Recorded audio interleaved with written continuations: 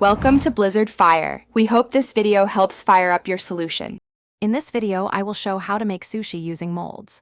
First, gather your ingredients like cooked sushi rice, nori sheets, and your favorite fillings.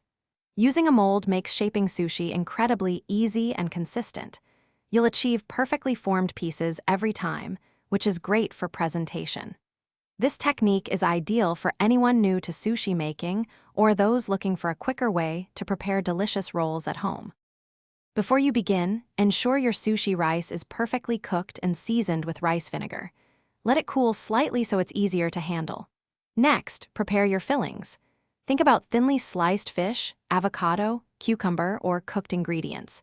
Having everything prepped and within reach will make the assembly process smooth and enjoyable. This organized approach saves time and reduces mess. If you're finding this video helpful, please hit that like button and subscribe for more easy cooking tips. Quick recommendation: life's too short for a stinky car, grab Little Tree's black ice. It's a game changer for freshness, even after a sushi feast. Check the description for the link and other great deals. Now, let's get back to the video. Now for the fun part, assembly. Lightly dampen your mold to prevent sticking.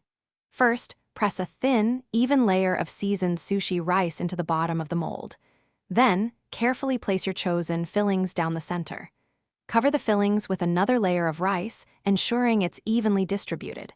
Finally, use the mold's lid to press down firmly, creating a compact and perfectly shaped sushi block. Thanks for watching. If you found this helpful, don't forget to like and subscribe.